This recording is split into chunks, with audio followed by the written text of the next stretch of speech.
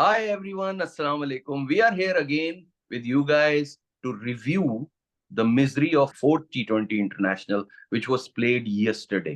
लेकिन इससे पहले कि मैं डिटेल रिव्यू में जाऊं हमारे लेजेंड तौसीफ भाई के साथ, मैं आपसे बड़ा एक इंटरेस्टिंग जो है ट्वीट शेयर करने वाला हूं.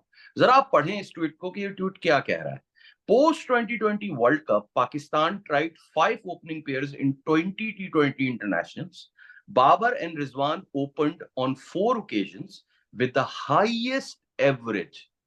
Keyword जो है ना, that is the highest average of 42.5 and the highest run rate. The second keyword, highest run rate of 8.42 among all other opening pairs.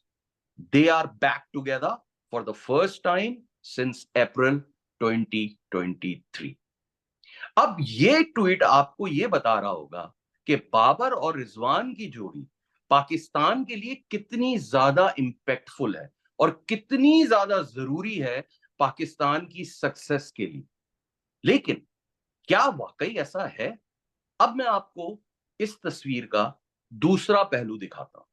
अगर हम थोड़ा सा सैंपल साइज बड़ा कर लें और 2022 के भी सारे T20s इंक्लूड कर लें, 2023 के भी कर लें और 2024 जो के हाफ गुजर चुका है ऑलमोस्ट, उसके भी T20s इंक्लूड कर लें, तो हम देखते हैं कि कितने मैचेस थे जिसमें बाबर और रिजवान ने ओपन किया, उसमें से पाकिस्तान कितने जीता, इंपैक्टफुलनेस क्या रही पाकिस्तान इनकी ओपनिंग की जोड़ी की पाकिस्तान की सक्सेस में, और कितने ऐसे T20 थे जिसमें बाबर और रिजवान ने 50+ की ओपनिंग पार्टनरशिप दी और उनमें से कितने पाकिस्तान जीता. अच्छा, जीत तो एक अलग चीज है, लेकिन उसके साथ साथ एक चीज और देखनी बहुत जरूरी है व्हेन यू टॉक अबाउट इंपैक्टफुलनेस, कि पाकिस्तान अगर जीता तो किन टीमों के अगेंस्ट जीता. चलें मैं स्टार्ट करता हूं और आपकी स्क्रीन पे आपको ये स्टैट्स दिख रहे होंगे क्लियरली. 2022 से लेकर अब तक पाकिस्तान ने 25 T20 इंटरनेशनल यानी कि 25 T20 इंटरनेशनल जैसे खेले हैं जिसमें बाबर और रिजवान ने ओपनिंग की. आउट ऑफ दोस 25, 12 have been won by Pakistan, यानी कि 12 मैचेस पाकिस्तान ने जीते. अब इसको थोड़ा सा ब्रेक डाउन करते हैं. पाकिस्तान ने 4 मैचेस जीते न्यूजीलैंड के अगेंस्ट, और वो 4 मैचेस में से 3 मैचेस वो थे जिसमें पाकिस्तान टीम आई थी न्यूजीलैंड की, और उनकी कौन सी वाली टीम आई थी आप सबको पता है. ठीक है. 2 मैचेस जीते अगेंस्ट बांग्लादेश, 1 मैच जीता अगेंस्ट साउथ अफ्रीका, 3 मैच जीते अगेंस्ट इंग्लैंड, 1 मैच जीता अगेंस्ट इंडिया और 1 जीता अगेंस्ट हांगकांग. ठीक है. अब थोड़ी सी इंपैक्टफुलनेस अगर हम इसको देखें तो जो 4 मैचेस न्यूजीलैंड के अगेंस्ट पाकिस्तान ने जीते, उसका इंपैक्ट मैं कर देता हूं 3, क्योंकि वो न्यूजीलैंड की सी टीम थी.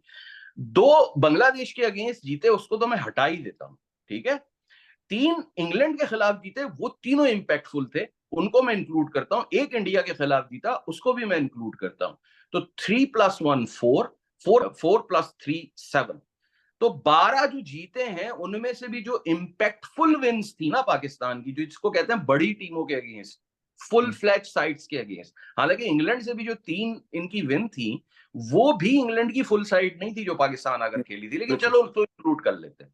तो ये 7 बनती, ओनली 7 विन्स आउट ऑफ दोस 25 मैचेस जिसमें बाबर और रिजवान ने ओपनिंग की. अब हम एक और साइड से भी देखते हैं इसको कि बाबर और रिजवान ने ओपनिंग तो की, लेकिन उन मैचेस का क्या जिनमें बाबर और रिजवान ने ओपनिंग के साथ साथ 50+ की पार्टनरशिप भी की. तो ऐसे मैचेस हैं जो पाकिस्तान ने खेले, वो हैं 10 जिसमें बाबर और रिजवान की 50+ की पार्टनरशिप थी, और उनमें से पाकिस्तान जीता 7.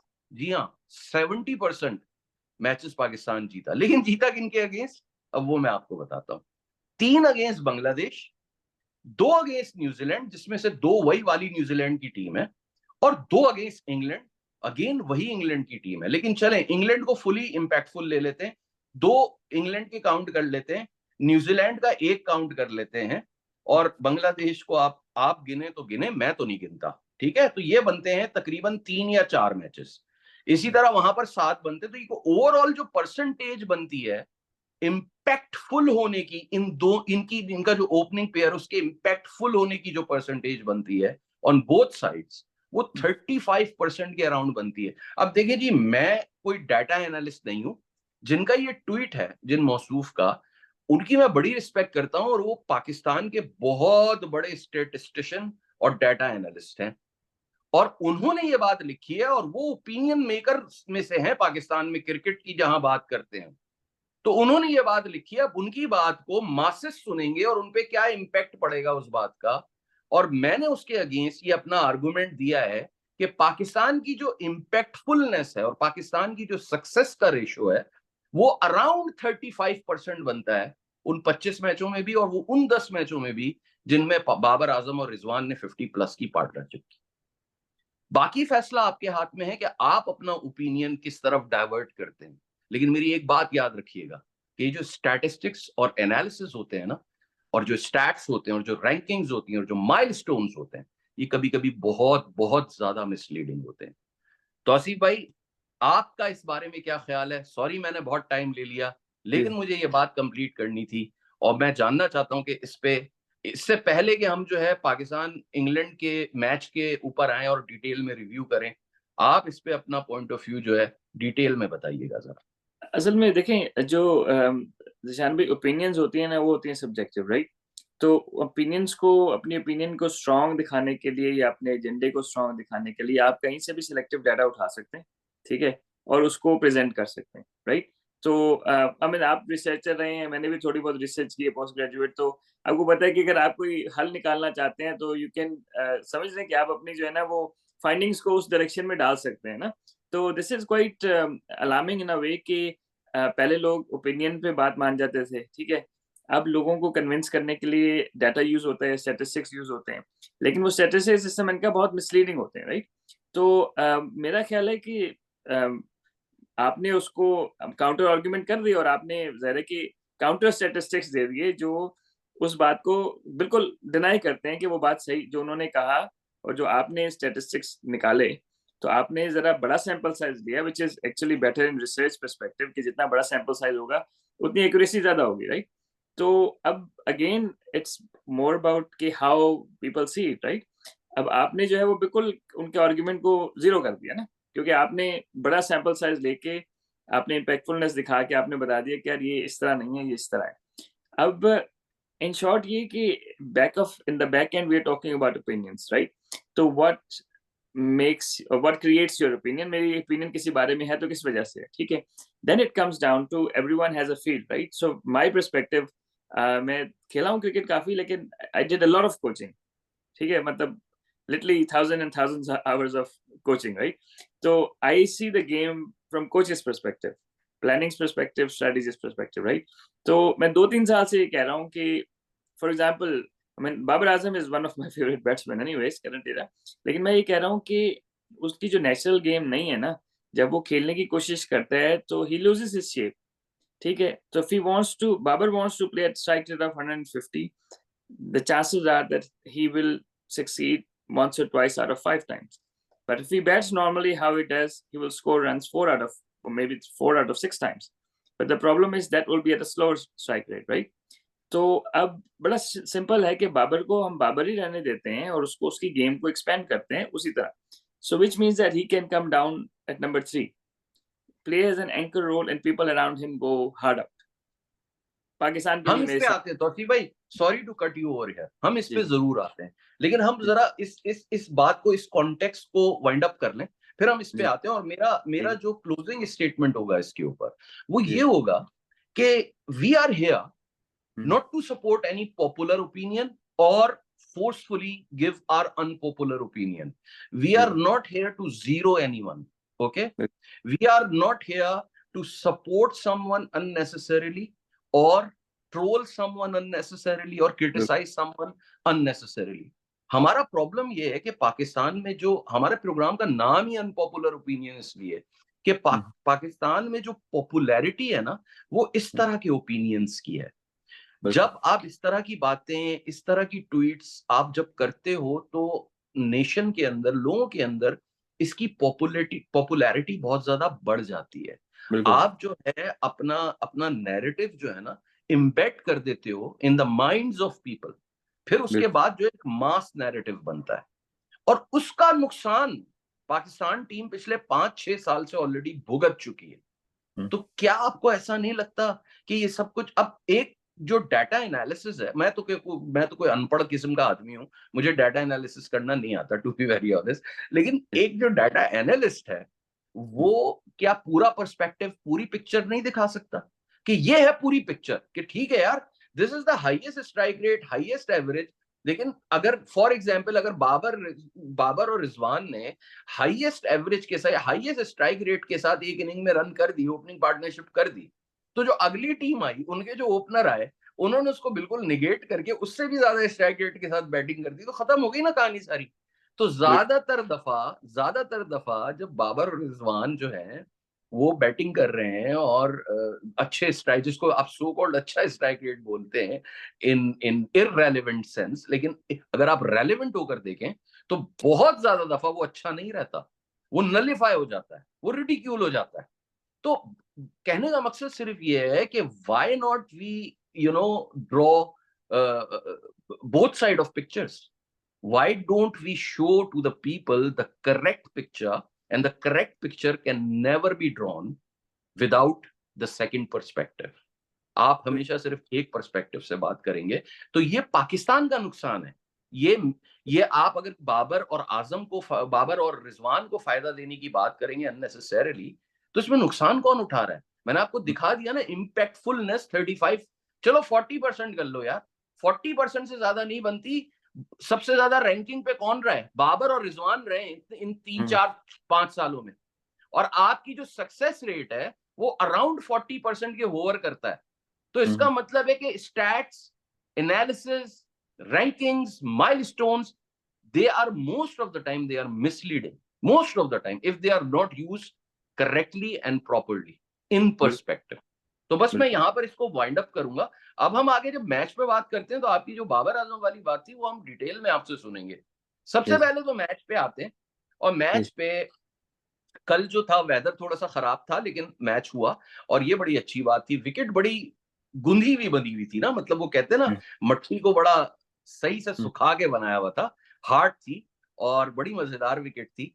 और मेरे ख्याल में लकी फॉर पाकिस्तान के बाबर टॉस हार गया, क्योंकि अगर जीत जाता तो उसने बॉलिंग ही करनी थी। तो पाकिस्तान की पहले बैटिंग आई, एक अच्छा साइन था, एक अच्छा चैलेंज था, अच्छी अपॉर्चुनिटी थी। बाबर ने बाबर को बैटिंग करने की दावत दी जोस बटलर ने। उसके बाद टीम सिलेक्शन पे बात करते हैं। खबरें ये आई कि इमाद वसीम साहब जो हैं वो इंजर्ड हैं, ठीक है, तो उनकी जगह इन्होंने नसीम शाह को शामिल किया, जो कि एक लाइक फॉर लाइक रिप्लेसमेंट नहीं थी। हमने प्रीव्यू में ये बात की थी कि नसीम शाह को आना जरूर चाहिए, लेकिन आपके पास ये अपॉर्चुनिटी थी कि आप शाहीन को रेस्ट करा सकते थे, लेकिन चले आपने नसीम शाह को ले लिया। अब क्या आपको शादाब के साथ परसिस्ट करना चाहिए था? क्या अबरार की जगह नहीं बनती थी? सबसे पहले सवाल का जवाब आप ये दे दें, इस पे थोड़ा सा आप रोशनी डाल दें। अच्छा, आपको एक छोटा सा अगर रेफरेंस दूं कि इंग्लैंड होम टीम है, right? So home team knows the grounds better, general speaking, right? उनके स्पिनर्स ने 9 ओवर कराए हैं 19 में से, 19.5 जो हमने खेले 9 ओवर, यानी कि half the overs are bowled by the spinners, right? तो which means that they used 3 spinners and we went in with 1 spinner eight over. तो ये बहुत बड़ा गिव अवे है कि ऑब्वियसली अगर हमारे पास एक ऑप्शन थी स्पिनर की तो खिलाना चाहिए था, मतलब स्ट्रेट अवे, ठीक है। अब एक 2 स्पिनर खिलाने चाहिए थे, अगर if that means Babar sorry Shadab and Abrar both play. Problem ये था कि इनको पावर प्ले का मसला था, क्योंकि इनको ये था कि फिर पावर प्ले में तो स्पिनर बॉल नहीं कर सकेंगे, तो पावर प्ले किससे कराएंगे, और हारिस रऊफ करता नहीं है पावर प्ले में बॉल, राइट? तो शायद इसलिए उन्होंने नसीम को खिलाया कि पावर प्ले में उस बेचारे को जो है ना वो थोड़े रन पड़वाते। Like he is a new ball bowler anyways, he must bowl in the power अच्छा, प्ले। एक और मजे की आपको बात बताऊं, आपकी बात को मैं थोड़ी सी वैल्यू ऐड करता चलूं कि इंग्लैंड ने 2 फुल फ्लेज स्पिनर खिलाया, मैं एक फुल फ्लेज स्पिनर खिलाया जो कि स्पेशलिस्ट स्पिनर है, बाकी 2 पार्ट टाइम कहता हूं मैं उनको, लेकिन मोइन अली को चलो हम अच्छा एक बैटिंग ऑलराउंडर कह सकते हैं, लाइम लिविंगस्टन भी पार्ट टाइम है। 3 स्पिनर्स ने मिलकर 5 आउट किए पाकिस्तान के, तो आधी टीम तो स्पिनर्स ने आउट की, और पाकिस्तान गया था 4 पेसर से। और एक स्पिनर से, मतलब वो भी आप स्पिनर उसको कहते हैं या नहीं कहते। तो यानी कि आपका भी कहना ये है कि अबरार का तो सीधा सीधा इंक्लूजन बनता था, चाहे आप नसीम को इमाद की जगह खिलाते तो फिर अबरार को आपको शादाब की जगह लाना ही लाना बनता था, जो कि आप नहीं लेकर आए, विच ये वॉज दोनों को खिला देते, ये दोनों को खिला देते हाँ, अगर वो सिलेक्शन दो स्पिनर पर्सपेक्टिव खिलाने से चाहिए। आपका यहीं पर एक एक डिसीजन तो आपका गलत हो गया। अब उस्मान खान पे हमने बात की थी कि उस्मान खान को होना चाहिए नहीं होना चाहिए। लकीली उस्मान खान को कल अपॉर्चुनिटी मिल गई। तो सबसे पहले तो ओवरऑल आप टीम सिलेक्शन पे एक छोटा सा एक स्टेटमेंट अपना दे दें कि आपको टीम कैसी लगी। हाँ नहीं, देखिए ओवल के हिसाब से हमारी एक एक हमें जो था ना स्पिन बॉलर और खिलाना चाहिए था at the expense of a fast bowler. ठीक है, तो वो मेरे ख्याल है कि हमें टेक्टिकली थोड़ा सा गलत किया। अगर वो नहीं था इमाद वसीम तो फिर इब्रार को खिलाना चाहिए था, वहां पे हमने गलती की। बाकी आई थिंक के वही हम जो पहले बात कर रहे थे कि उस्मान को आजम की जगह खिला लेना, समझ रहे हैं, या फिर उस्मान को फिट करें समहाउ। तो दे फाउंड अ वे कि बाबर रिजवान से ओपन करा के उसको 3 पे कर दिए। आई वाज होपिंग कि यार क्योंकि ओवल का विकेट थोड़ा बॉल बेहतर आता है कि साइम अयूब को run they they, but I think they have given up exactly on मैं हिम। इसी पे आने वाला था, मैं दे इसी हैव पे आने वाला था, क्योंकि कल गिवन अप। आपने एक बात कही थी कि उस्मान को आना चाहिए साइम अयूब की जगह, लेकिन इन्होंने साइम को सेक्रीफाइस किया, क्योंकि इनको रिजवान, मैंने आपको कल ही कहा था कि यहाँ पर हुँ, हमारे पर जलते हैं, तो हुँ, रिजवान को तो कभी भी नहीं बिठाएंगे ये लोग। तो हुँ, ये लेकर आए at the cost of Saim Ayub, लेकिन चले ठीक है, हम हुँ, साइम को भी डिफेंड नहीं कर रहे, क्योंकि he had got enough chances, लेकिन हमारे बिल्कुल। ओपिनियन के मुताबिक शायद उसको थोड़े और चांसेस मिल सकते थे, given the hmm, opening pair, dilemmas of Pakistani, हुँ, बिल्कुल। रिजवान एंड बाबर, तो हम साइम से थोड़ा सा आगे चल सकते हैं, लेकिन चलो सिलेक्शन पे खत्म करते हैं। अब पाकिस्तान की बैटिंग स्टार्ट होती है और बड़ा पॉजिटिव स्टार्ट देखा गया बाबर आजम की तरफ से भी, और रिजवान की जो शुरू की 7 बॉलें थी, मुझे तो लगता है कि किस्मत जो है ना उस पर कुछ ज्यादा ही मेहरबान है, हुँ, वरना मेरे ख्याल में तीसरी चौथी बॉल पे जो है उसने विकेट थ्रो कर देगी थी, हुँ, लेकिन हुँ, बहरहाल ही सर्वाइव। बाबर आजम ने पॉजिटिव इंटेंट शो की, उसने जैसी मोइन अली को बॉल दिया, उसने निकल कर बाबर आजम ने बड़ा अच्छा एक बिल्कुल। सीधा छक्का मारा। उसने जोफ्रा आर्चर को बड़ा अच्छा हैंडल किया जैसे ही वो आया अटैक पे। आगे आप बताएंगे कि फिर क्या हुआ। हाँ, नहीं देखिए अगर ये भी जो हमने गेम देखी है, क्योंकि अगर मैंने 2 दफ़ा और दोबारा देखा ना, हाइलाइट्स दोबारा देखे उसके बाद, तो उसमें ये था कि Babar didn't look like Babar. तो वो टच प्लेयर है, वो रूम बना के जो शॉट्स खेल रहा था, उसमें probabilities of success is not that high. No doubt उसकी कुछ शॉट लग गई, अगर आपने देखा हो तो वो जो क्या कहते हैं, कवर में उसने 2-3 चौके मारे, वो एरियल थे और फील्डर्स के दरमियान में से गए, राइट? और उसको कंट्रोल नहीं था इस चीज़ का, क्योंकि जिस तरह आउट हुए तो वहाँ से आपको पता लग गया कि वो चला के खेल रहा था, ठीक है?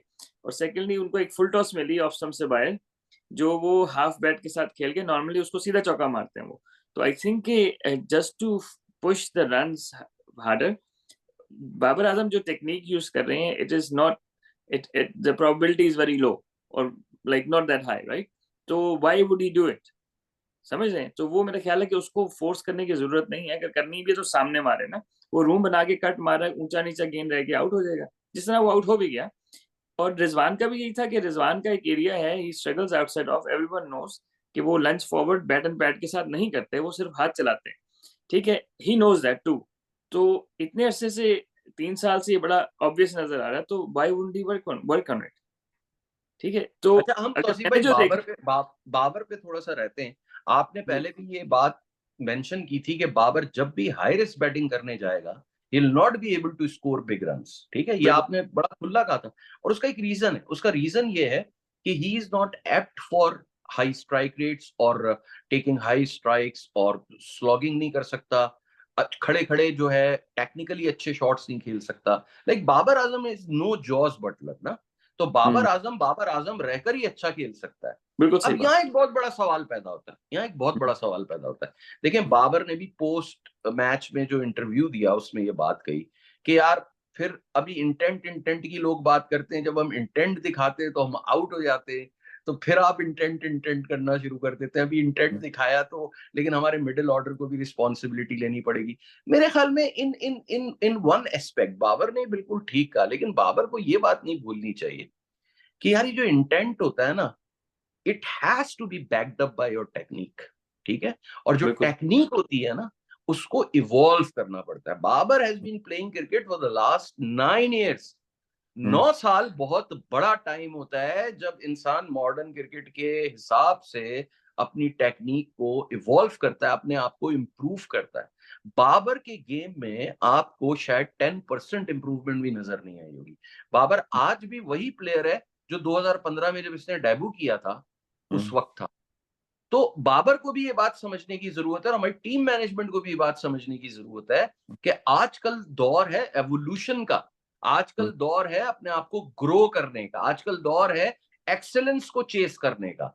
आजकल वो दौर नहीं है कि आप इंटेंट को without the banking of your technique आप जो है एक्सप्रेस कर सको। बिल्कुल इंटरनेशनल क्रिकेट में आपको बॉलर बहुत फौरन पकड़ लेंगे और बिल्कुल। एग्जैक्टली बाबर आजम के साथ यही हुआ। बाबर आजम ने 22 बॉलों पे 36 रन बनाए, लेकिन उसको जोफ्रा आर्चर ने, अब विकेट में थोड़ा सा बाउंस था, उसने फौरन एक्सप्लॉइट किया, उसको पकड़ लिया। तो बिल्कुल ये चीज इस चीज को भी लोगों को समझने की जरूरत है। आगे चलते हैं अपना तौसीफ भाई, और आगे हम बात करते हैं रिजवान के डिसमिसल पे। अच्छा, बाबर आजम जब आउट हुए तो बैटिंग करने आए उस्मान। पहली बॉल पे उस्मान ने चौका मारा, दूसरी बॉल आगे का बॉल था, उसको क्रीज यूज करते हुए पीछे जाकर बैक फुट पे बिल्कुल मिडिल स्टंप से कट किया और सिंगल लिया। रिजवान को सामने किया आदिल रशीद के। रिजवान को आदिल रशीद ने एक बॉल की, Orthodox leg spinner, Orthodox leg spinner, वो पढ़ के स्पिन नहीं हुआ उतना ज्यादा, सीधा रह गया, ठीक है, ड्रिफ्ट हुआ थोड़ा सा। एग्जैक्ट सेम लेंथ पे जिसको उस्मान खान ने कट किया था क्रीज यूज करते हुए, रिजवान उस बॉल पे बोल्ड हो गया। क्या देखते हैं आप डिफरेंस? हाँ नहीं देखिए, उसमें बड़ा स्ट्रेट फॉरवर्ड है कि रिजवान जो एक आपके, जब आप आगे जाते हैं लंच फॉरवर्ड करते हैं तो बैट एंड पैड साथ जाते हैं ना। तो रिजवान का जो पैड है वो स्टंप्स की तरफ जा रहा था सीधा, और बैट बॉलर की लाइन में जा रहा था, ठीक है। तो गैप तो वैसे ही बन गया उसका ऊपर। अगर आप शुरू के ओवर देखें, उसका 4-5 हाथ से गैप तो बनता है, उसके हाथ लेट आते हैं, is got really nice hands, वो मैनेज कर लेता है। यहाँ पे क्या हुआ कि वो गेंद की लाइन लेंथ तक पहुंच नहीं सका, ठीक है। जब आप लेंथ तक नहीं पहुंच सकते तो बैट एंड पैड करीब रखते हैं, आउटसाइड एज बीट हो जाए कोई बात नहीं, इनसाइड एज ना बीट हो ना, समझ नहीं, बोल्ड हो सकते हैं।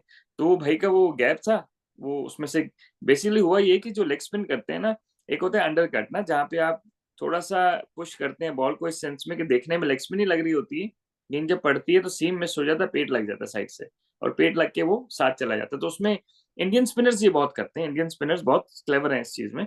तो उसमें ये होता है कि आपने बॉल की पिच तक पहुंचना है ना, तो ये बॉल की पिच तक भी नहीं पहुंचे, अगर बॉल की पिच तक नहीं पहुंचे तो बैट एंड पैड साथ होने चाहिए। तो और bat blind and pad, spot आ जाता है ना, फिर उसके बाद आप अपने हाँ आप को एडजस्ट एग्जैक्टली, तो कर। वो गैप उसका बनता है और हमेशा से बनता है, but he needs to be a little bit, अब क्या कह यही सकते हैं, यहाँ कॉम्पैक्ट। तौसीफ भाई फिर वही बात आ जाती है, मैं आपसे फिर वही बात आपकी तरफ थ्रो करूंगा। बात वही एवोल्यूशन की आती है। मुझे एक बात बताइए, रिजवान ने शुरू में 1 साल बड़े रन्स किए, 50+ का इसका एवरेज है, रैंकिंग पे नंबर 1 रहा। ये जो आप प्रॉब्लम आज डिफाइन कर रहे हैं रिजवान की, क्या उसको कभी ये वो प्रॉब्लम बताई नहीं गई होगी? और अगर बताई गई है कभी, तो उसका रिएक्शन क्या था? हाँ नहीं, वो एक प्रेस कॉन्फ्रेंस में कही थी, मैंने उनके जुबान से अल्फाज सुने, इसलिए मुझे याद है कि किसी ने कहा कि यार आप ऑफ स्टंप के बाहर जो है ना वो स्ट्रगल करते हैं, आप उसको लेग पे खेल देते हैं। कहते हैं भाई मेरी मर्जी है, मैं ऑफ की बॉल को लेग पे खेलूं, सामने खेलूं, मैं रन तो कर रहा हूँ ना।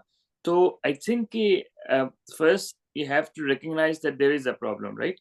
जब आप एक्सेप्ट कर लेते हैं प्रॉब्लम है तो उस वक्त, क्योंकि देखिए इंटरनेशनल क्रिकेट में तो आपने अगर एक अपने आप का एक जो भी पोजीशन है ना उसको मेंटेन भी रखना है ना, that means you have to improve to maintain it, because people will be working you out, समझ रहे हैं। तो अब उसमें बिल्कुल। उसमें क्या हो रहा है कि अगर इंग्लैंड के आप हर बॉलर की, दोनों फास्ट बॉलर्स की पहले 3-4 बॉलें देख लें, उन्होंने उसी एरिया में खिलाए जहां पे वो बेचारा स्ट्रगल करता है ना। So they try to exploit that reason, right. कभी आउटसाइड एज से बीच हो रहा है, कभी बैट एंड पैड में गैप आ रहा है। तो देखिए क्रिकेट में जो बेसिक टेक्निक्स है वो ये है कि जहां बॉल की तरफ जा रहे हैं, अगर आप टांग और बैट के साथ जाएंगे तो आप बॉल के ऊपर जाएंगे, ठीक है, देन यू बिल्कुल। Can play wherever you want. तो बेसिकली जब वो टांग लाता ही नहीं है साथ में और बाइट से ही खेल लेता है, तो नो डाउट उसकी हैंड एंड आई बहुत अच्छी है, but that's a high risk shot मेरे हिसाब से ना, जिस तरह वो वो खेल रहे हैं। थ्रू बाउंस पे चल जाएगा ना, जहां पर विकेट थोड़ी सी ऊंची नीची होगी, फंसी हुई होगी, वहां पर तो वो भी फंसेगा फिर। तो वही हुआ उसके साथ, मोस्ट ऑफ द टाइम वही होता है ना, बात वही आ जाती है ना। आपने तो समअप कर दिया ना जवाब को, आपने तो बोल दिया कि जब उसने ये जवाब दिया, बजाय ये देने के हाँ यार मैं अपनी जो वीकनेसेस है उस पर वर्क कर रहा हूँ और मैं उसको इम्प्रूव करके आऊंगा नेक्स्ट टाइम, ये बोल बिल्कुल देता है जब बंदा कि मेरी मर्जी में ऑफ स्टंप की बॉल को उधर खेलूं इधर खेलूं, वो तो बात ही यूट्यूब खत्म पे हो कहीं जाती मिल है। जाएगा आपको interview, I remember him saying that. अच्छा, फिर तो इसका मतलब है कि आपके माइंड के अंदर एक्सीलेंस चेस करने की कोई कोई वो इच्छा है ही नहीं ना, वो कहते हैं ना ख्वाहिश, डिजायर है ही नहीं, फिर या तो हो आपको सकता है कि पता वो, चल गया है। हो सकता है कि ही वाज डेस्परेट, क्योंकि no one likes the criticism, so he just try to tell the the journalist off, but लेकिन काम भी नहीं किया ना, अगर काम किया होता तो नजर आता ना। हाँ, मतलब क्रिटिसिज्म ठीक है, आप क्रिटिसिज्म को आप जो भी क्रिटिसाइज कर रहा है आपको बंदे के हिसाब से आप उसको शट अप कॉल दे दें, कोई उससे फर्क नहीं पड़ता, उससे कोई फर्क नहीं पड़ता। लेकिन आप जो बात कही जा रही है उसको तो आपको कंसिडर करना चाहिए ना यार। और बिल्कुल अगर वो बिल्कुल सही बात है तो उसको आपको अप्लाई करना चाहिए। हम तो आज बिल्कुल। इसी बात को रो रहे हैं ना, यही बात सामने आ रही है कि आपने आड़ा तिरछा टूटा होकर जिस तरह से भी रन्स बना लिए शुरू में, हम्म, उसके बाद जब आपको रन्स अल्लाह ताला ने दे दिए थे, मिल गए थे, तो आपको अपने आप को इवॉल्व करना चाहिए था। बिल्कुल बिल्कुल आपको अपने आप को इम्प्रूव करना चाहिए था, ग्रो करना बिल्कुल चाहिए था। आपने वो बिल्कुल। नहीं किया। Same goes with Babar Azam, same thing is happening with Rizwan as well. चलें बिल्कुल। आगे चलते हैं। कल एक बड़ा क्रंच ओकेजन था उस्मान खान के लिए, क्योंकि हमने बड़ी बात की उस्मान खान पे, हर जगह बात की कि यार उस बंदे ने आपको एक पोटेंशियल भी शो किया, पहले से करता आ रहा है। लास्ट वीडियो में भी हमने डिटेल में बात की थी कि यार लास्ट मैच में उसने जो है न्यूजीलैंड के खिलाफ इतनी अच्छी इनिंग्स खेली, ऐसा लग रहा था कि वो अपने ग्रूव में वापस आ रहा है। उसके बाद आपने उसको जहां खिलाना था आयरलैंड मान के खिलाफ, जहां उसका कॉन्फिडेंस बिल्ड होना था, वहां आपने उसको नहीं खिलाया। ठीक है, फिर उसके बाद जो है आपकी जो इंग्लैंड की जो मुश्किल सीरीज हो गई उसमें भी सारे मैचेस निकल गए, तो आखिरी मैच आपने उसको दिया। और जो ये ओवल की विकेट थी, हैरत की बात यह है कि ये इसमें कल आपने भी मेंशन किया था कि यार ये विकेट शायद अगर उस्मान ऊपर खेलता है तो उसकी टेक्निक से इतना ज्यादा सूट ना करे, क्योंकि इस पे थोड़ा बाउंस ज्यादा होगा, और वो हम्म, खेलता है छोटे हाथों से बैकफुट पे क्रीज यूज करके, बिल्कुल ही कैन सफर हियर। लेकिन आपने कहा था कि ये कैरेबियन में बड़ा कामयाब होगा, लेकिन यार how well that guy adjusted with the condition, with the bounce of the wicket and with the pace of the wicket, isn't it commendable? I mean मैं तो उसकी इनिंग्स देखकर हैरान रह गया कि उसको ये पता था कि अगर इस मैच में रन नहीं हुए तो फिर मेरा आगे कोई चांस नहीं बनने वाला, फिर लोगों को जवाब मिल जाएगा। और उसने जो, मतलब एक तो खास बात ये थी कि उसने पहली बॉल से लेकर आखिरी बॉल तक अपना स्ट्राइक रेट 190 से नीचे नहीं करने दिया। ठीक है, सही। ज्यादातर टाइम जो उसका स्ट्राइक रेट रहा वो 200 रहा, और एग्जैक्टली यही बात आपने बोली थी कि उसके अंदर ये सलाहियत है कि वो हाई रिस्क शॉट खेले बगैर वो बिल्कुल अपने स्ट्राइक रेट को मेंटेन कर सकता है for a longer period of time, because बिल्कुल उसके पास वो टेक्निक है, वो बैकफुट पे बहुत अच्छा मैनेज करता है, क्रीज का इस्तेमाल जो है स्पिनर्स के अगेंस्ट बहुत अच्छा करता है, बिल्कुल फास्ट बिल्कुल। बॉलर्स को अच्छा खेला। एक आखिरी बात जो उसने बहुत मुझे जिसने इंप्रेस किया कि पाकिस्तान में तो ये क्राइटेरिया है ना कि अगर आप 35 36 38 पे पहुंच जाओ then you hmm, go for your milestone. मतलब बिल्कुल। उस वक्त जो उसका स्ट्राइक रेट था जब ये 38 पे पहुंचा है, जी his ji. strike rate was 200.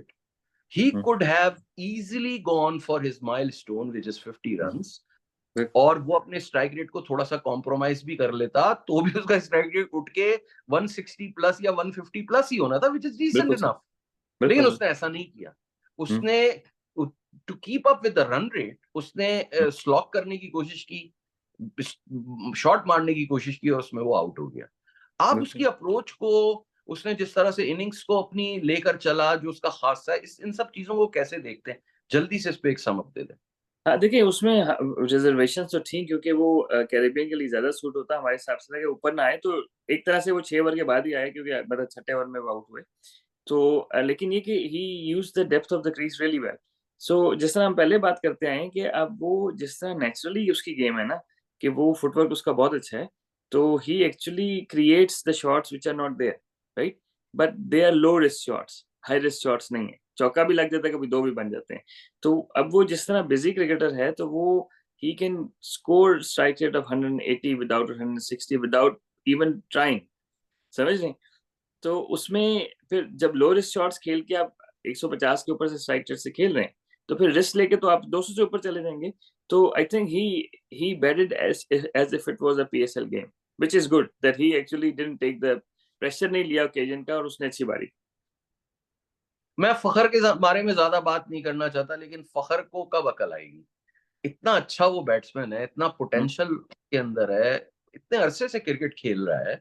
एक बॉल वो खेलता है, उसका स्टंप मिस होता है, उसको पता है कि Moeen Ali can beat him in the air, बिल्कुल अगली ही बॉल पे दोबारा वो फीट निकाल कर खड़ी कर देता है। और मोइन अली बहुत अच्छा डिसीवर है यार, वो जिस तरह से एयर में डिसीव करता है ना बैट्समैन को, मेरे ख्याल में no other of spinner can do it. आपको याद होगी 2014 की इंडिया और इंग्लैंड की सीरीज, जिसमें मोइन अली ने तबाही मचा दी थी। मतलब इंग्लैंड की विकेटों पे इंडिया जैसे इंडियन बैट्समैनों को उसने संभलने का मौका नहीं दिया था, चाहे वो विराट हो, चाहे रोहित हो, चाहे कोई भी हो, जितने भी बड़े नाम हो, स्पेशली चेतेश्वर पुजारा वगैरह, जिंकिया रहाणे वगैरह, ये बड़े टेक्निकली साउंड प्लेयर है, लेकिन ये सबको उसने बर्बाद कर दिया था। और उसकी वजह यही थी कि वो सबको जो है एयर में डिसीव कर रहा था। फखर जमान एक स्टंप बच गया उसका, लकी रहा है, अगली बॉल पे दोबारा उसको छक्का मारने चला गया, हालांकि उस ओवर में एक छक्का आ चुका था। बिल्कुल। आप यार मतलब क्या बोलेंगे फखर जमान को? मैं, आप ड्रेसिंग रूम में हो, देखिए फखर जमान का मैं एक देखिए एरिया, आपको मैं थोड़ा सा कंप्लीट कर लूं तौसीफ भाई। मेरी एक्सपेक्टेशन इसलिए और आपकी भी ज्यादा होंगी क्योंकि फखर जमान को हम ना बहुत हाईली रेट करते हैं, उसका स्टैंडर्ड हमारे लिए ना वे अप है। लेकिन वो जब इस तरह करंच मौकों पे इस तरह से विकेट, हालांकि उस वक्त 2 विकेटें जल्दी गिरी थी, ऐसी मतलब वो करंच ओकेजन पे, जबकि रन रेट का भी कोई प्रॉब्लम नहीं है, तो आप क्या कहेंगे उसको ड्रेसिंग रूम में? अच्छा देखिए फखर जमान का एक ये है कि उनका एक बड़ा वीक एरिया है ना, एक एरिया है जो एक्स्ट्रा कवर वगैरह नहीं मारते। ऑफ स्पिनर ने गेंद किया, you couldn't get to the ball right, so you can play through the extra cover. Unfortunately he is actually he is been looking to work on it, but अभी तक उन्होंने नई गेम तैयार की। तब होता ये है कि जब वो मारने जाते हैं ना, अब मैं फॉर एग्जांपल नॉर्मल बैट्समैन की बात कर रहा हूँ, अगर आप स्लॉग स्वीप मारने जा रहे हैं बड़ा ना, ठीक है, और गेंद किसी ने, मोइन अली ने गेंद वापस कर लिया ना, थोड़ा सा खींच लिया, ठीक है, तो फिर आप उसको एक्स्ट्रा कवर मार देते हैं, ठीक है, क्योंकि वो खींचेगा तो एक्स्ट्रा कवर पूरा लग जाएगा। अब इनकी जो है ना वो अलाइनमेंट जो है ना, वो शोल्डर वाला अलाइनमेंट जो है ना, वो एक्स्ट्रा कवर के लिए नहीं है, and that is the problem. तो एंड ही इज एक्चुअली, मेरे उनसे उनको बताया, जनवरी में मैं उनको थ्रो डाउन करा रहा था, तो उनसे इस बारे में तफसील से बात हुई ना कि अलाइनमेंट अच्छा। को कितना एडजस्ट करें, and he is actually working on it. तो अब वो उसके पास बेल आउट ऑप्शन नहीं, जिस तरह होता है ना बाकी प्लेयर्स के पास, निकले आगे बॉल नहीं था तो एक्स्ट्रा कवर मार दिया ना और पूरा छक्का लग गया, इनके पास वो नहीं है, और he is working on it, and that's way he need to be very careful कि यार कब निकलना है ना, क्योंकि वो विकेट छोड़ के निकलेगा तो गेंद किसी ने खींच लिया तो फिर तो या तो स्टंप हो जाएगा जिस तरह, या वो खड़ा कर देगा, तो he needs something like extra cover shot. तो he was working on it, और he was thinking about it at least, बाकियों की तरह नहीं कि वो कहीं प्रॉब्लम नहीं है, ही वाज एक्चुअली सेइंग यार, तो उनसे बात हुई कि यार आपकी अलाइनमेंट जो है वो वाइड मिड ऑन की है, तो इस अलाइनमेंट से एक्स्ट्रा कवर नहीं लगेगा, इस पे या तो पॉइंट लगेगा या फ्लैट बैट सीधा मारोगे। अब किसी ने गेंद खींच लिया तो फ्लैट बैट सीधा मारेंगे तो खड़ा हो जाएगा, ठीक है, और पॉइंट इसलिए नहीं लग सकता कि you are already into the shot ना, तो extra cover was your best option there. तो he was thinking about it, at least he knows that that's the area he can't, he is not strong at, लेकिन ये उनकी weakness है बिल्कुल, और इसको he needs to work out, otherwise he just need to come down and then block the ball rather than going through with the shot। तो exactly. लेकिन situation के हिसाब से सेंसिबल नहीं था मेरे साथ। हाँ बिल्कुल, मैं भी यही सोच रहा हूँ। अच्छा, उसके बाद शादाब पे तो हम बहुत बात कर चुके हैं, इसमें पूरी वीडियो भी बना चुके हैं। जी जी मतलब एक पुल करने वाली बॉल को, कि एक ऑर्डिनरी सी बॉल जो कि बहुत ही ऑर्डिनरी बॉल थी, जिसपे आप फाइन लेग पे छक्का मार सकते थे, आप उसको सीधे बल्ले से खेलने चले गए। आई मीन यार, मैं क्या नहीं बोल नहीं, वो सकता हूँ। पीछे पीछे हट के खेल रहे थे, आई डोंट नो वो क्या चाह रहे थे, क्योंकि पहला बॉल आपको पता है, to be honest as a batsman आपको भी पता है, मुझे भी पता है, पहले बॉल में माइंडसेट लोगों का ऐसा ही होता है बाज़ ना, तो ही वाज बैकिंग अवे कि मैं पुश करके सिंगल ले लूं और बॉल आती गई ना उनकी डिफेंसिव तरफ। माइंडसेट, डिफेंसिव एग्जैक्टली होता एग्जैक्टली, तो उसमें अगर he straight on the leg stump middle to leg, होता वाइड हो जाती बॉल, पीछे से निकल जाती ना, इतनी इतनी वायर थी ना स्टंप्स, मतलब इतना अंदर आ रही थी, और अगर वो स्टंप्स पे खड़े होते तो पीछे ग्लांस करके 2 रन 3 रन ले सकते थे, but he was trying to avoid the pads, maybe that's है। व्हाई, बट आई मीन अच्छा, first ball I wouldn't I इसमें वुडंट आप आई वुडंट ब्लेम हिम। जी जी, इसमें आप क्रेडिट देंगे इंग्लैंड के बॉलर्स को, क्योंकि उनको पता है कि इसका जो स्ट्रॉन्ग पॉइंट है वो लूपी बॉल होती है आगे, और इन्होंने उसको जो है जिस्म पे बॉल की और शॉर्ट बॉल की, तो वो डिफेंसिव हो गया। अब लाइक मैं फॉर एग्जांपल दे रहा हूँ कि मेरा स्ट्रॉन्ग पॉइंट है पुल शॉट ना, तो अगर मैं देख लूंगा ना आधी विकेट पे पड़ी हुई बॉल, तो चाहे मेरी पहली बॉल क्यों ना हो, I will attempt the shot, ठीक है, मैं मारूंगा उसको। अब इनका माइंडसेट ही ये था कि मैंने जो है डिफेंसिव खेलना है, अनलेस कि बॉल मेरे आर्क में आ जाए, तो ये उस बॉल को जिस पे ये आराम से पुल या हुक करके छक्का मार सकते थे, ये उसको सीधे बल्ले से जो है नच करके सिंगल लेने चले गए। अब एक और बहरहाल चीज लेकिन शादाब इस वक्त जो है ना बड़ी अगर कोई आप दोबारा इस डिसमिसल को देखेंगे ना, if he goes use his feet depth of the crease then he can easily put it away. तो वो खड़े खड़े खेला, बैक अवे हो रहा था, but he stayed that if he goes back deep in the crease, आपने काफी देखा होगा स्पिनर्स को लोग क्या करते हैं, आगे जाते हैं, केन विलियमसन बहुत अच्छा खेलता है, आगे जाते हैं, एक स्टेप पीछे लेते हैं मर्जी की जगह पे, कोहली बाज का अच्छा खेलता है, तो Indian batsman are very good at it. तो खैर, लेकिन फर्स्ट बॉल पे हम उसको मार्जिन ऑफ एरर दे देंगे, पहली बॉल पे कुछ भी हो सकता है। और उस पे हम बड़ी डिटेल से बात ऑलरेडी कर ही चुके हैं, मतलब शादाब पे कितनी बार बात करें। अच्छा जी, आजम तो एक्सपोज हो गए, फिर अब तो मान लें आप मेरी बात है कि fitness plays an important role, और ये मेरे ख्याल में फिटनेस का इशू था।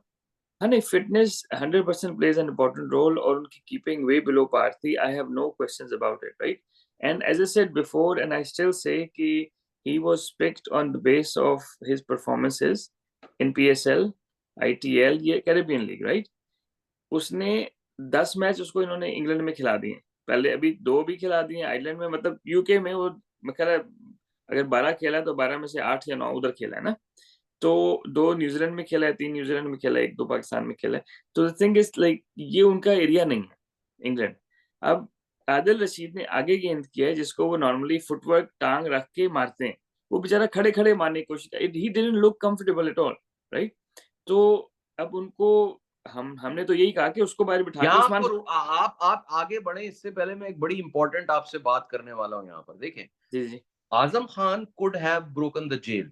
हुआ क्या, पहला बॉल जो आदिल रशीद ने उसको किया ना, वो एक सिंगल था बड़े आराम से, अगर एक फिट प्लेयर होता तो वो सिंगल करके आराम से नून स्ट्राइक एंड पे आ जाता, उस्मान खान आधी क्रीज में खड़ा हुआ था, आराम से बन जाता था।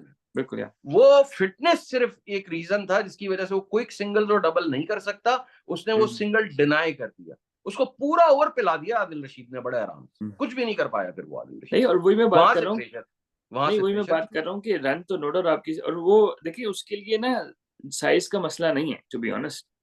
जो सिंगल लेने के लिए ना, running between the wicket is one thing, where specially single की बात कर रहा हूँ, डबल की बात नहीं कर रहा। सिंगल जो है ना, it is your anticipation, if you are looking to score single you will, right? क्योंकि आपने जैसे ही किसी भी फील्डर के लेफ्ट हैंड पे मारा ना, it takes you from one end to get, अगर आप शॉट खेलते ही निकल जाए तो it takes you less than 3 seconds, even Azam Khan को 3 सेकंड। तो वो लेफ्ट साइड से आपने बॉल उठाना है, थ्रो करना है, you are safe, but intent आपका, उसका इंटेंट ही नहीं था ना, इंटेंट ही नहीं, सही कह रहे हैं बिल्कुल। तो दैट्स वेयर, क्योंकि उससे फिटनेस का ताल्लुक इसलिए नहीं है कि सिंगल के लिए जो है ना, वो राणा टुंगा वगैरह भी बड़े क्लोज सिंगल लेते थे, आई डोंट थिंक। हाँ, 2 रन के लिए राणा, तौसीफ भाई राणा टुंगा और इसकी फिटनेस में जमीन आसमान का फर्क है। दूसरी चीज ये है तौसीफ भाई, बड़ी मैं रिस्पेक्टफुली एक बात आपको कहूंगा, शायद आप उससे एग्री ना करें, लेकिन एक बात ये है कि फिटनेस का ये इम्पैक्ट जरूर आता है माइंड पे कि यार मैं क्विक सिंगल नहीं ले सकता, या मैं कंफर्टेबल नहीं हूं क्विक सिंगल में, तो I will not attempt a quick single, ये एक इम्पैक्ट आता है। तो क्या पता that thought is running in his mind जब उसने वो बॉल खेला, है ना? वो एक चीज बड़ी इंपॉर्टेंट होती है, इसलिए मैं कहता हूँ कि यार इफ यू आर फिट तो आधा काम तो उधर ही हो जाता। हाँ नहीं, और देखिए इंटेंट है ना, आप अगर फिट नहीं भी हो ना, देखिए कोई भी बंदा हो, जितना भी मोटा हो, अगर वो जो इसने शॉट खेला है ना, if he is looking for run, देखिए जैसे ही फील्डर के लेफ्ट हैंड पे चला गया ना बॉल, राइट हैंड फील्डर, तो सिंगल बनता है, आंखें बंद करके सिंगल बनता है, क्योंकि it will take a long time for them to turn around and throw, right? तो लेकिन अगर आपका इंटेंट नहीं है ना, तो नहीं बनेगा, सिर्फ फर्क ये है ना। तो आपकी बात बिल्कुल सही है, फिटनेस इसका है ताल्लुक, फिटनेस ज्यादा ताल्लुक है, 2 रन भागने हो ना, तो फिर आपको पता है कि यार मैं नहीं पहुंच सकता, लेकिन ये तो इंटेंट है, क्योंकि आपने लिटरली शॉट खेलते ही 2 कदम आप आगे 7-8 कदम आपने और लेने और आप दूसरे एंड पे पहुंच गए। It's not that. Azam Khan को ये बात समझनी पड़ेगी ना कि लीग क्रिकेट में और इंटरनेशनल क्रिकेट में जमीन आसमान का फर्क है। बिल्कुल, देखें, अपना आप बिल्कुल उसकी बात जो कर रहे हैं कि उसको इंग्लैंड में ज्यादा, मतलब फॉरेन कंडीशंस में उसने ज्यादा क्रिकेट खेली है, लेकिन आप किसी भी प्लेयर को तौसीफ भाई ये फैसिलिटी नहीं दे सकते ना कि यार हम तुम्हें जो है एक ही तरह की कंडीशन। आप समझे नहीं है, he is playing as a bail out option for Pakistan, he is not playing as a someone who will have a career out of it. For Pakistan team in the बिल्कुल। Current scenario. वो इसलिए 2 power hitter हमने नीचे रखे हुए हैं कि ऊपर से हम स्लो खेलते थे ना, समझ रहे हैं?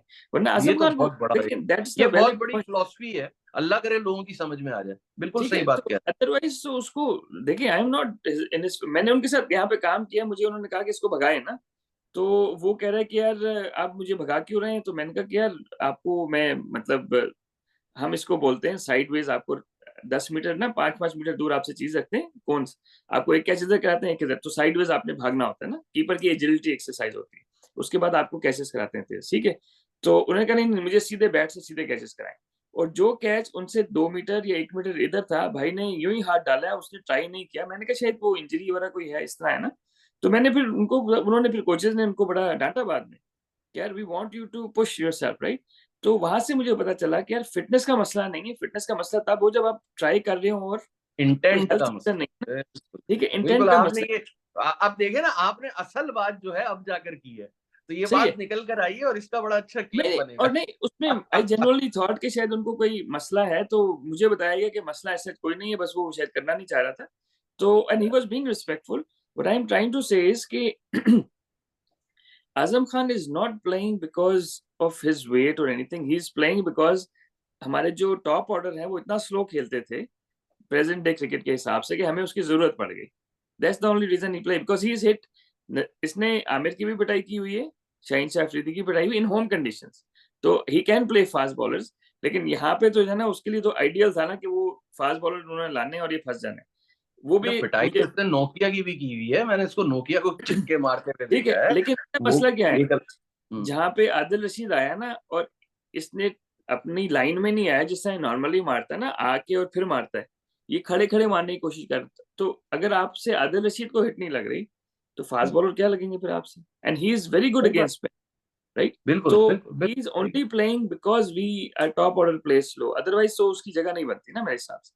लेकिन इस इंटेंट और इस एटीट्यूड के साथ जो आपने एक्सप्लेन किया है यार, किसी को पाकिस्तान खेलना चाहिए? मेरा सवाल सिर्फ ये है। मैं इसीलिए आजम खान को इतना क्रिटिसाइज करता हूँ। आई एम नॉट, मेरा कोई पर्सनल नहीं है मैंने तो एक मैच भी खेला हुआ है आजम खान के साथ, अच्छा। बहुत पहले खेला था, लेकिन एक मैच खेला हुआ है। हम्म। और मैं उसको एज अ बैट्समैन बहुत लाइक करता हूँ, यकीन करें। मैं उस वक्त से उसका एडवोकेट हूं जब कोई उसको जानता भी नहीं था, क्योंकि मैंने इसको खेलते हुए, उस क्लब क्रिकेट खेलते हुए उस वक्त से देखा हुआ है जब इसको हम्म। कोई नहीं जानता था, नोबडी न्यू हिम। लेकिन बहरहाल वो एक अलग कहानी है। प्रॉब्लम ये है कि क्या पाकिस्तान में नेशनल टीम को इतना आसान है? क्या आप इस इंटेंट के साथ और इस एटीट्यूड के साथ आप पाकिस्तान को रिप्रेजेंट कर रहे हो? इसका मतलब ये है ना कि इससे तो ये पता चलता है कि आपकी क्रिकेट में कितना बड़ा डिक्लाइन आ चुका है, कि आपको इस तरह की के एटीट्यूड और इस तरह के टेंट्रम्स आपको जो है बर्दाश्त करने पड़ रहे हैं। तो ये तो फिर ये चीज इंडिकेट करता है ना यार। हाँ, लेकिन देखिए आजम खान अपनी जगह है, तो बाबर और रिजवान कौन से अपनी गलती मानते हैं? अगर आप उनको प्रेस ये बात कॉन्फ्रेंस, बिल्कुल। मतलब it something will filter down, and I am not against any of these guys, these are like Pakistan को रिप्रेजेंट कर रहे हैं, अच्छे क्रिकेटर हैं तो कर रहे हैं। But I am trying to say is कि जो whole attitude around improvement, attitude around taking criticism, taking advice has to be improved, क्योंकि करंट बिल्कुल। एटीट्यूड के साथ लोगों का होता है फलाने का कोई एजेंडा। अगर मैं किसी आपसे कोई बात करता हूँ, तो I generally want Rizwan to work on it off side game, because then that बिल्कुल he will be a complete batsman, क्योंकि ही हैज ब्यूटीफुल हैंड्स, बहुत लेट हाथ लाता है, फास्ट हैंड्स हैं, ही इज आइडियल अगर सिर्फ वो अपने फ्रंट फुट के ऊपर काम कर ले। लेकिन किसी ने यही सवाल पूछ लिया तो उसने कहा मेरी मर्जी है, मैं जा खेलूं। सो अच्छा, लेकिन ये आजम खान। यही जो अब जी यही जी, जो इंटेंट है, फिर ये उसकी कीपिंग में भी आ जाता है। और कहा भी गया था कि कीपिंग करना मुश्किल हो जाएगा इसके लिए इंटरनेशनल लेवल पे, क्योंकि बिल्कुल बिल्कुल। वेरिंग कंडीशंस होंगी। अभी नहीं पता टू बी आपको कि ऑनेस्ट अमेरिका टू में बी क्या कंडीशंस टू आपको बी मिलती हैं। ऑनेस्ट यहाँ पे विकेट कीपिंग करना रिलेटिवली आसान था, समझ रहे हैं? हाँ, यहाँ यहाँ पर तो पे फिर भी रिलेटिवली आसान है। आसान था। सही बात। कैरेबियन में तो गेंद नीचे रहेगा, और इंटरनेशनल क्रिकेट की इंटेंसिटी और होती है, यहाँ पे गेंद नीचे रहेगा। तो अभी जिस तरह एक गेंद हारिस रऊफ का इसने कैच छोड़ा ना, दोबारा देख लें अगर आप वो ओवर, तो एक बॉल बाद स्लो गेंद पे इसके राइट साइड से गेंद गया ना, भाई ने डाइव ही नहीं मारी। उसने कहा जाने दो। आप वो देखिएगा, दोबारा देखिए ना, तो अगर आप देखेंगे फुटवर्क के साथ एक कदम के साथ यूं पकड़ सकता था, मतलब कोई भी कीपर होता ना, इट वाजंट, वो बहुत तेज बॉल नहीं गया, वो यूं देख रहा है ना, मतलब विच मींस कि यार he is not used to ना डाइविंग अराउंड। क्योंकि मुझे बिल्कुल भी कह रहे थे भाई, मैंने जो कैचिंग कराए थोड़े बहुत उनको, लेफ्ट और राइट हो गया तो भाई ने हाथ नहीं डाला है, मतलब ही अच्छा। Didn't try, he didn't even try, hmm. समझ रहे? तो वो वही कह रहे वही बात भाई हो जाती है, इंसान का थोड़ा सा माइंडसेट ये हो जाता है कि तो यार मैं कहीं ऐसा ना हो कि मुझे कोई इंजरी हो जाए, मैं इतना वेट ऑलरेडी मैं कर। समझ रहा था कि शायद वही चक्कर है जो आप बात कर रहे हैं। He was being very respectful, I am not saying he नहीं, was he rude, is a very but good being guy, very he is a very respectful, he was बहुत तमीज़दार बच्चा है। But I am trying to say is कि he wasn't moving around, he was just wanting to take the straight forward catches. Good. चले आगे चलते हैं जी, जल्दी से इसको अब वाइंड अप करने का टाइम आ गया, क्योंकि आज की जी, वीडियो हमारी लंबी हो गई। इफ्ती पे मैं जी। क्या बात करूं, इफ्ती पे मैं क्या बात करूं, 7 नंबर पे वो आ रहा है, as a um, match finisher उसका रोल है। अब वो उससे मैचेस फिनिश नहीं होते, ठीक है ना, अब उससे नहीं होंगे। अब होता क्या है कि वही होगा इसके साथ जो कि सरफराज के साथ हुआ था, इसका कॉन्फिडेंस हो जाएगा डाउन, और हुँ। ऊपर तो इसकी जगह कहीं पर बनती नहीं है। तो अब मुझे तो इसका इसके भी मुझे चांसेस जो है ना, मुझे लगता है बहुत बड़ा चेंज आने वाला है पाकिस्तान टीम के अंदर आफ्टर द वर्ल्ड कप। मुझे लगता है ये बहुत सारी चाप, कम से कम 5-6 प्लेयर्स पाकिस्तान टीम से ना मुझे गायब होते हुए नजर आ रहे हैं, इंक्लूडिंग इफ्तिखार अहमद। क्या नहीं, कहते इफ्तिखार का ये है कि मेरा ख्याल है कि लेफ्ट हैंडर जिस भी टीम के खिलाफ होंगे वहाँ पे बॉल भी करेगा। जब इफ्तिखार बॉल करता है ना तो उसकी बैटिंग में भी नज़र आती है कि बैटिंग भी बेहतर हो जाती है। तो it is like some sort of effect on him, right? क्योंकि अभी जो है उसको लिमिटेड रोल मिल रहा है। कल मतलब he got out in the 18th over, 17th over, right? तो he tried to take it deep. Iftikhar is in the mold of Misbah ul Haq. He doesn't rotate the strike that well. Either he can block or he can bash. And Misbah ul Haq was exactly. quite similar, right? तो but Misbah ul Haq was very well calculated. उसको पता था कि किसको कहाँ hit मारना है और किस तरह. तो his probably execuशन was better than Iftikhar. But बिल्कुल। Iftikhar अगर strike rotate कर ले safe way में, क्योंकि वो बेचारा क्या होता है कि या तो hit मारता है या then hmm, it is he can probably bat higher ना. तो हम्म। right now he's अनफॉर्चुनेट है उसको पावर हिटर बना दिया, but I wish that he was a batsman who can finish rather than a finisher who can bat. That's good. उसके बाद bowling पे अगर हम आ जाते हैं, तो लोगों ने बड़ा क्रिटिसाइज किया नसीम शाह को। इंग्लैंड की बैटिंग पे मैं बात क्या करूं, बनती नहीं है बात, क्योंकि वो लोग मेथोडिकल इतने ज्यादा हैं कि वो लोग वैसी ही बैटिंग कर रहे हैं जैसी वो करते चले आ रहे हैं पिछले 3-4-5 साल से। कोई चेंज नहीं है। तो there is nothing much to discuss about their batting, but hats off to Jos Buttler, Will Jacks, Phil Salt. Bairstow जो है, मुझे लग रहा है कि अपने 5 नंबर पे अच्छा, अपने ग्रूव में आता जा रहा है आस्ता आस्ता। एक चीज अगर मैं ऐड कर लूं कि बैटिंग के जी बारे जी में, अगर हमारे नाज़रीन, क्योंकि असल में लोग जब मैच देख रहे होते हैं इस चीज को शायद इतना नोट नहीं करते। आज फिर साइड वाली विकेट पे मैच था, ठीक है? जी जी। तो उन्होंने क्या किया है कि नसीम शाह जहां गेंद कर रहा था वहां पे लेग साइड की बाउंड्री छोटी थी, उसको ऑफ स्टंप के बाहर से भी वहां मारा है। So they still played with the field, वही ना, ठीक है? मैंने इसीलिए कहा मेथोडिकल, मैंने इसलिए कीवर्ड यूज मतलब किया methodical. They still played with the field the way they were batting, right? तो अगर फखर ने बड़ी बाउंड्री पे मारना है तो वो बड़ी बाउंड्री पे मार रहा है। वो ये नहीं देख रहा कि भाई दूसरी बाउंड्री छोटी है ना जिस साइड पे मारना है। But I am just trying to say इसके बेस्टो था फॉर एग्जांपल, उसने एक्स्ट्रा कवर मारा शादाब को, क्योंकि जी। लेग साइड की बड़ी थी बाउंड्री। उसने एक्स्ट्रा कवर मारा, छक्का आराम से मार दिया, लेग साइड की बड़ी बाउंड्री। मतलब what they are doing is they are playing, they are aggressive but they are sensible at the same time. ठीक हो गया, समझ ठीक रहे हो हैं कि छोटी बाउंड्री को हिट कर रहे हैं, और गया। अगर रूम बना रहे हैं तो ऑफ छोटी बाउंड्री की तरफ रूम बना रहे हैं। तो we were just Babar Azam दोनों एंड से रूम बना के एक ही शॉट खेल रहा था। दैट्स द बिल्कुल डिफरेंस। सही बात। मुझे एक चीज और भी मुझे नजर आई, पाकिस्तानी जो है ना, शुरू के 6 ओवर में बहुत आगे आगे बॉलिंग कर रहे थे। यार बॉल को थोड़ा सा चेंज करना पड़ता है, if it is not working pitching up the ball. Like Shaheen Shah Afridi swing करने की कोशिश कर रहा है, उसको उस तरह की लेंथ और स्विंग नहीं मिल रहा, तो थोड़ा सा अपनी लेंथ को एडजस्ट कर ले यार। इस विकेट में देखिए थोड़ा सा बाउंस था, आप लेंथ बॉलिंग करते आपको शायद सीम भी मिलता, स्विंग भी मिलता, आपको बाउंस भी मिलता। इन अच्छा, लोगों ने लेंथ बॉलिंग की ही नहीं, नहीं ये दो लेंथ एंड से, बॉलिंग पे गए नहीं। नहीं एक जो एंड था ना जिसमें आपकी लेग साइड बड़ी थी, ठीक है? उसमें आप लेंथ बॉल ज्यादा करना था, क्योंकि देन मींस यू वही encourage them to go square. Exactly. जिसमें जिसमें ऑफ साइड बड़ी थी तो you have to change the line, ठीक है? क्योंकि हाँ, लेग तो साइड उसमें ऑफ छोटी। साइड के बाहर करते रहते हैं आराम हाँ, से। और थोड़ा सा आगे करते हैं ना उसमें, ठीक है? तो हाँ। आई थिंक, और इंग्लैंड में सिर्फ उनकी इससे बॉलिंग में फर्क ये है कि they were making you hit the big boundary, hmm. Right? And we were making them hit the small boundary. So small boundary, बिल्कुल सही बात है। तो सिर्फ हारिस रऊफ के अलावा मुझे इस वक्त किसी का दिमाग चलता हुआ नजर नहीं आ रहा। आमिर का तो खैर फिर वो कैच भी छोड़ दिया, फिर हारिस रऊफ वो की बॉल पे भी कैच छोड़ा तो उसका हाँ अगला वो पकड़ बड़े लिया। स्ट्रेट फॉरवर्ड लेकिन कैचेस थे। हारिस रऊफ का शुक्र है कि अब दिमाग चलना शुरू हो गया है, क्योंकि ऑफ लेट इसकी जो परफॉर्मेंसेस थी ना हारिस रऊफ की, वो बहुत ही पैथेटिक थी। वो वाकई टेप बॉल का बॉलर ही लग रहा था, लेकिन अब उसने वाकई अपना जो है वो रिदम नहीं पकड़ नहीं, ली ही है। केम बैक वेरी और strong, I am very very impressed कि उसने स्ट्रॉन्ग। जिस तरह, और उसने जिस तरह सेंसिबल बॉलिंग की ना उसने, आई think he is back. I am glad that he is back, क्योंकि नसीम शाह ऑफ कलर हो गए। बिल्कुल बिल्कुल। चले तौसीफ भाई, बहुत अच्छा मेरे ख्याल में आज का शो रहा एज यूजुअल, और हम इसको यहाँ पर वाइंड अप करते हैं। लेकिन वाइंड अप करने से पहले मैं अपने व्यूअर्स के लिए एक खुशखबरी सुना दूं कि अब हम वर्ल्ड कप के दौरान, बल्कि वर्ल्ड कप से पहले, हम स्क्वाड एनालिसिस करेंगे। जो टॉप 7 to 8 टीम्स हैं उनका सबका सेपरेटली स्क्वाड एनालिसिस होगा, या 2 या 3 टीमों को मर्ज करके होगा। वो स्ट्रक्चर आपको बता दिया जाएगा। लेकिन उसमें सबसे इंटरेस्टिंग बात यह है कि हम जो फॉर्मेट उसका सोच रहे हैं ना, वो जो बाकी लोग करते हैं उनसे जरा सा हटके होगा। उसके अंदर आपके इंटरेस्ट की बहुत सारी चीजें हम इंक्लूड करने वाले हैं। तो प्लीज इसको, चैनल को सब्सक्राइब करें, वीडियो को शेयर करें, इसको लाइक जरूर करें। और आप स्क्वाड एनालिसिस किस तरह से होता हुआ देखना चाहते हैं, कमेंट्स में हमें जरूर बताएं।